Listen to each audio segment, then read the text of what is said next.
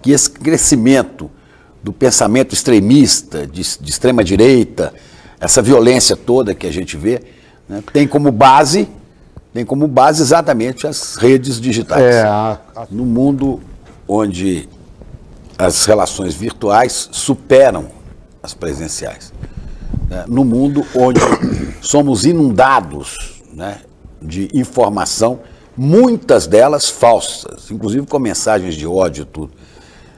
O senhor vê com possibilidade de fazer trabalho hoje de educação política de base no meio desse vendaval, desse... Você disse no ponto de partida que eu sou um professor, como sou. Sou um professor de filosofia, como sou. E tenho muitos seguidores nas redes 24 sociais. 24 milhões de seguidores, que é um negócio impressionante. Porque como se um jogador de futebol, né, ou um cantor tem tantos milhões de seguidores... Por que eu estou usando o número? Mas 24 milhões de seguidores para um professor e um filósofo, é porque as pessoas estão interessadas de fato no seu pensamento. Então, aí dentro está a resposta à tua questão. Né? Evidentemente que se o mundo digital tivesse como foco e uso exclusivo a degradação da convivência e do pensamento, pessoas que têm algum tipo de reflexão no campo humanista, no campo da perspectiva social, não teriam uma adesão, né, dessa natureza. Evidentemente que não é algo que aconteça só nessa direção. Assim como existe a informação falsa, existe aquela que informa no sentido positivo, que orienta, né, que esclarece, que partilha. Eu uso um exemplo e vou retomar contigo. O Milor Fernandes dizia: o importante é ter sem que o ter te tenha. Isto é, não seja possuído por aquilo que você possui. A tecnologia ela não é inocente e nem nós o somos. No entanto, o uso dela dependerá da intenção que se terá. Eu posso utilizar uma faca agora, se ela estivesse no meu bolso, para ajudar você a repartir uma maçã que está no teu, para nós dois podermos fruir a maçã, ou para tomar, eu posso tomar de você a maçã. Está na minha mão. É claro que a questão não está na faca. Não é a faca a questão. Por isso, se a gente olhar o mundo da tecnologia como sendo em si, a gente acaba deixando de lado, né, exatamente a intenção, a perspectiva e a ação. Aí eu volto ao teu ponto. Paulo Freire, nesse momento, né, às vezes fala assim: mas o que faria Paulo Freire? E eu sempre digo uma frase que ele lembrava: fazer como Paulo Freire não é fazer o que o Paulo Freire fez, é fazer o que ele faria se ele estivesse aqui agora. E o que ele faria? Ele buscaria dialogar com aquilo que é o mundo tecnológico, com quem tem especialização nessa área, para que esse mundo seja contributivo e não destrutivo. Para que isso sirva para as pessoas se elevarem e não se rebaixarem. Aí se diz assim: ah, mas isso é um sonho. Ele diria: ainda bem. Afinal, a pior coisa é a desistência. A pior coisa é imaginar que não há alternativa. Mas essas redes, né, elas são controladas, elas são criadas pelas chamadas Big Techs, que orientam muito o seu caminho, orientam não, te induzem, determinam o seu caminho através dos algoritmos. Né? Por isso que eu pergunto, seria possível conviver com isso? Tanto orientam, que há uma suspeita generalizada. Há 50 anos, quando eu tinha acabado de chegar na cidade de São Paulo, né, um pouco mais de 50, 57, mas quando eu ia até a Praça da Sé, que quem mora em São Paulo e o mais idoso como eu, na época chamava de cidade. Vou à cidade. Vou à cidade significa ir à área central. Quando a gente chegava lá na área central de São Paulo, na Praça da Sé, sempre tinha uma outra pessoa que subia num caixotinho, um caixote daqueles mesmo de mercado, de armazém, e ficava ali pregando. Com a Bíblia na mão. Isso. A Bíblia é outra coisa. Mas ele pregava de cima do caixotinho. Tinha que ter um caixotinho e tinha que carregar o caixotinho e tinha que levá-lo. Hoje cada um de nós tem um caixotinho. Esse caixotinho é exatamente a possibilidade do mundo digital. Eu posso subir num caixotinho, montá-lo e pregá-lo. Essas pessoas que nunca tiveram lugar para pôr o caixotinho, passaram a tê-lo nos 20 anos mais recentes. A minha surpresa não é que haja essa possibilidade de tanto ódio vir à tona. É que uma parte das pessoas não tem anotado que esse ódio já existia, só que ele estava represado na condição. Mas então ele não é movido pela rede. A rede apenas dá a ocasião a ele de vir à tona, certo? Mas permite que esse ódio, né, ou que o estúpido solitário, como dizia o Humberto Eco. O estúpido da aldeia, passa a ter voz. Né? Isso. E se articular. Mas não foi a rede que fez com que ele pensasse assim. A rede permitiu que ele se agregasse com outros que também tinham esse pensamento. Se você e eu temos a intenção que é perigosa, porque ela parece salvífica. Se você e eu temos a intenção, que é perigosa porque ela parece messiânica, né, de fazer com que as pessoas abandonem o modo como pensam, porque entendemos que esse modo ele é equivocado, porque bruto, né, porque homicida ou porque fratricida, nós temos que entender o que é que leva pessoas que no dia a dia fazem o cuidado com o trabalho, com a família, com as coisas, que elas tenham esse tipo de ação. Ou nós mergulhamos mais fundamente no que significa a fonte da nossa distração. Quando eu digo a nossa, estou falando de intelectuais, de estudiosos, do mundo da mídia, e entendemos que o mundo digital propiciou foi o vir à tona de algo que estava submerso. E essa submersão, é evidente que quando ela veio à tona, ela foi potencializada. Ela foi levada a um patamar que não se imaginava, porque o cara do caixotinho, que agora também tem um, todo mundo se junta com seus caixotes nos seus lugares. E aí sobem todos juntos.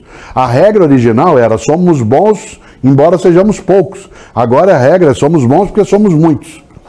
Nós nos desabituamos porque com uma visão, você e eu, olhando dia a dia, uma visão um pouco mais iluminista da vida, isto é, que tudo ia para melhor, que tudo ficaria mais marcado pelo predomínio da razão, que nós tínhamos abandonado as trevas, que o horror nazista foi sepultado ao final da Segunda Guerra e quando da descoberta do lugar dos massacres, que as ditaduras, entre elas o nosso país, que ela teria ficado para trás e que a Constituição de 88 ela traria, né, a ideia, né, de um mundo que sempre seria um movimento ascendente.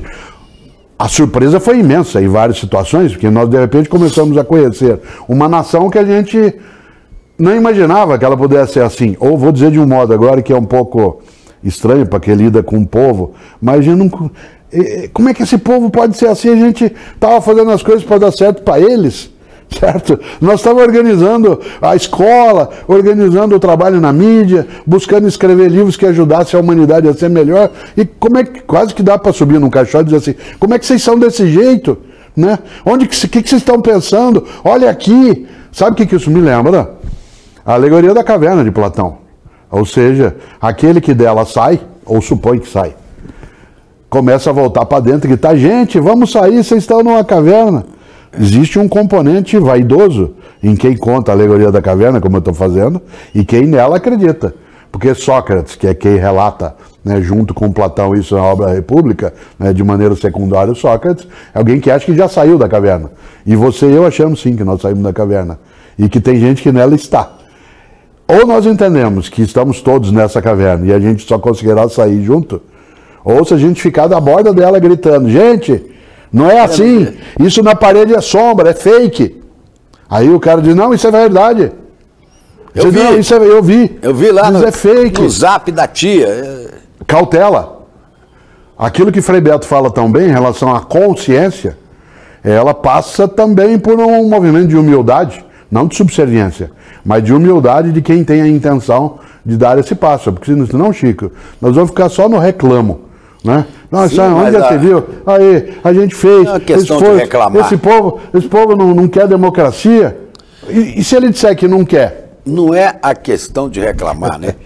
É a angústia da dificuldade que se impõe, né? De conseguir trabalhar com a inteligência e com o próprio processo de educação, né? Para uma grande maioria de pessoas que tem sido bombardeada diariamente. Então, ou quem tem outra percepção, como eu imagino que é o teu caso, como quero que seja o meu, reinventa modos de ação e de presença no mundo da mídia, no mundo digital, numa conversa como essa, em outros movimentos.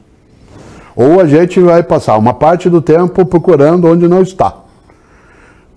No século XVIII, você sabe, um grande filósofo francês que morreu muito jovem, chamado Etienne de La Boétie, e ele tem um livro com o título mais inteligente que eu vi. O livro se chama Discurso sobre a Servidão Voluntária. A servidão voluntária. Você e eu ficamos espantados que algumas pessoas não tenham a democracia como valor. Você e eu ficamos boquiabertos, perplexos e às vezes agoniados, ou angustiados, como você disse, quando a gente entende que, como é que você não está vendo? Quando vê o inseto votar na inseticida. Exatamente. Nessa hora, a atitude, ela é sair da perplexidade e entender que é preciso compreender o que acontece, e buscar um trabalho que seja muito mais eficiente no dia a dia, né, de esclarecimento sem petulância. Isto é, em que eu não vá vencer as pessoas, mas convencê-las. Eu tomei uma decisão há mais ou menos uns 30 anos de que eu não estaria mais na atitude da atividade política partidária cotidiana. Que eu ia Chegou fazer... a ter uma filiação política? Sim, 30 anos eu fui filiado ao PT, até 2017, né? Eu tomei a decisão de que eu ia fazer política com atividade no sentido não partidário, isto é, a política como interferência na vida da comunidade, de debate, de discussão, de ponderação, ia fazê-lo na mídia, no meu trabalho profissional como professor, nos livros que escrevo. Então, por exemplo, Renato Janine Ribeiro e eu temos um livro chamado Política para não ser idiota. O livro não fala de partido. Ele fala da importância de nós tentarmos a política como aquilo que nos tira, né, do ensimesmamento, que nos coloca no campo da comunidade. Eu dificilmente teria presença, por exemplo, no rádio, na TV, nos debates, no mundo digital, se eu tivesse um mandato. E ao contrário, não deixo de lado quem o tem. Aliás, eu prezo, escolho, participo. Mas eu, por exemplo, entendi que eu não deveria tê-lo, porque a minha ação política ela seria limitada nesse polo. E ela se amplia. O número de vezes que você e eu nos encontramos em eventos, que você estava apresentando e eu também participando, palestrando. Muitos deles, se eu fosse, digamos, um parlamentar, eu não estaria naquele local fazendo uma fala. Por que que isso é importante? Porque há vários modos de fazer política. Um deles é o partidário. Esse modo é digno quando feito... E você fala para uma parte, como o nome diz. Quando feito com decência, quando feito com autenticidade, mas existe, né, outros modos de fazer política. E essa política ela pode ser limpa e precisa sê-lo. E quando a gente entende que estão sujando coisas que deveriam ser limpas e que algumas pessoas não estão enxergando, né, que aquilo é sujo, o primeiro passo é pensar o que foi que eu não fiz e não o que foi que eu fiz. Isto é, onde eu deixei escapar na minha ação, na minha tarefa, aquilo que eu tinha que ter pensado. Quando o Frei Beto, que aqui está mencionado, grande mineiro, nascido em Belo Horizonte no dia 25 de agosto de 1944. Por que eu lembro? Eu nasci em 54 e o Frei Beto em 44. E o Frei Beto, e eu temos um livro chamado Sobre a Esperança. Sobre a esperança. E o livro trata exatamente da importância do que ele fala de ecologia interior. A ecologia interior, isto é, a capacidade de equilíbrio, né, de sustentabilidade também daquilo que é interno.